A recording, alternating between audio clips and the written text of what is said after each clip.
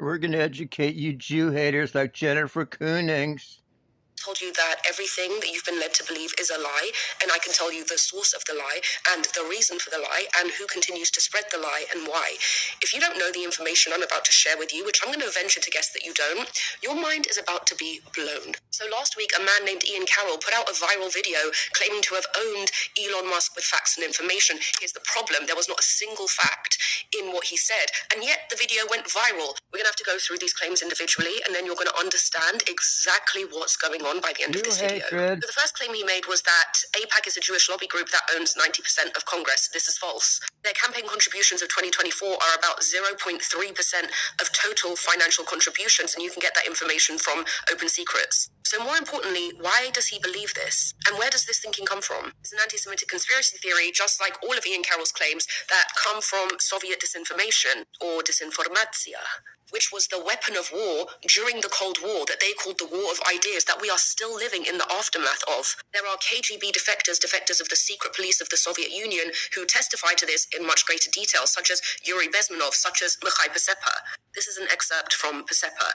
Realizing his strong arm against the US methods would no longer work, Stalin turned his thoughts to an old Russian weapon of the emotions that had so successfully been wielded by him and all the Tsars before him: anti-Semitism. Stalin decided to portray the United States as a Zionist realm owned by Jewish money and run by a greedy council of the elders of Zion. Stalin's derisive epithet for the US Congress was militaristic sharks who wanted to transform the rest of the world into a Jewish fiefdom.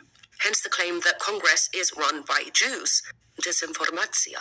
So the disinformation campaign was essentially that there's a secret council of Jews that run the world with the assistance of the United States. This derives from the Protocols of the Elders of Zion. Now, the Protocols are an epic forgery that were concocted in 1903. That's where it was first disseminated in Imperial Russia. It claimed to be a text written by Jews that planned to take over the world, except it was just a forged document lifted from another material, which was Dialogue in Hell between Machiavelli and Montesquieu. Now, at the time, the Russians feared a socialist takeover, and they wanted to blame that takeover on the Jews. So they disseminated this propaganda, which was just an anti-Semitic conspiracy theory with roots in absolutely nothing. But then when the Soviets came to power, they were anti-capitalist, so they flipped the conspiracy to the Jews running the world in secret with the aid of the US in furtherance of a capitalist agenda. Even though it was proved to be a forgery, it was disseminated everywhere and believed by everyone. The name for the operation was Operation Zarathustra.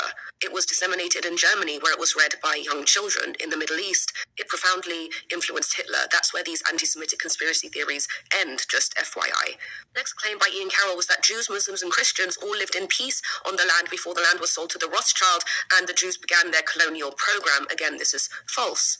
They did not live in peace together on the land. They lived in a system of religious apartheid under colonialist rule.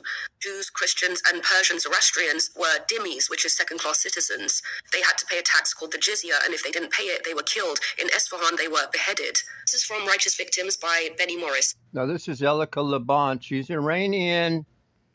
She's Persian. The dhimmi were forbidden to strike a Muslim, carry arms, ride horses, build new houses of worship or repair old ones, and they had to wear distinctive clothing. This stance was generally mixed with a measure of hostility, especially in times of political crisis. Tolerance was then superseded by intolerance, which occasionally erupted into violence. Throughout, Muslims treated the dhimmi, and perhaps especially the Jews, as impure. Hardly living together in the land in peace, is it? But the question is, why were Jews living as second-class citizens, as dhimmis in their indigenous homeland? The land, Judea, was subject to multiple conquests and colonization. One such conquest was the Muslim conquest of the 7th century. It wasn't just Judea that was colonized, it was all of the Middle East, North Africa, the Levant, even reaching parts of Europe. And these lands were brought together under one system of rule known as the Caliphate. But when the indigenous character of the land was Jewish, why did so many people come to believe that the indigenous character of the land was the Muslim identity when that was the colonial character of the land? Yes. Once again, Soviet disinformatia. The Soviets were responsible for conflating Zionism with imperialism. Operation SIG, S-I-G, according to Pacepa, involved the dispatch by the Romanian DIE of approximately 500 undercover agents of influence to Libya, Iran, Lebanon, and Syria. Pacepa describes these operatives as thousands of doctors, engineers, technicians, professors, and even dance instructors who all had the task of portraying the United States as an arrogant and haughty Jewish fiefdom financed by Jewish money and run by Jewish politicians whose aim was to subordinate the entire Islamic world. So what they did is that they riled up the Islamic world, not just the Islamic world, but third world nations against Zionism, conflating Zionism with imperialism. It drew parallels between third world nations and the history of colonization, hitting that emotional target to convince them that this is exactly what the Zionists were doing. Now, how did they turn this around? Jews were being exterminated from everywhere, from Europe, from the Middle East, from North Africa, and so their return to the land was initially framed as a liberation movement. This is from Ernest Bevin, who was the British Foreign Secretary of Mandatory Palestine, and he was actually an anti-Zionist because he believed the establishment of Israel would frustrate the British imperial interest. He said in 1947, His Majesty's government have thus been faced with an irreconcilable conflict of principles. There are in Palestine about 1.2 million Arabs and 600,000 Jews. For the Jews, the essential point of principle is the creation of a sovereign Jewish state. For the Arabs, the essential point of principle is to resist to the last the establishment of Jewish sovereignty in any part of Palestine. Now you might say, well, they were resisting the establishment of a Jewish state because it was an Arab state. Well, it wasn't. There was no state. There was just the caliphate for 1400 years. Yep. And at the collapse of the caliphate during the early 1900s, that's when state building began. That's when all the states were established, from Jordan to Lebanon to Syria to Iraq. And at the same time, they were supposed to erect a Jewish state and an Arab state in Palestine. But here was the problem.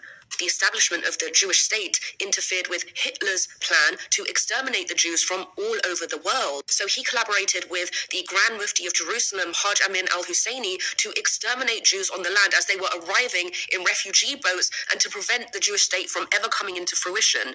But this liberation movement of the Jews was reframed by the Soviets as being an imperialist movement, whereas the intent to destroy the Jewish state, the Soviets taught Yasser Arafat to reframe that instead as a liberation movement.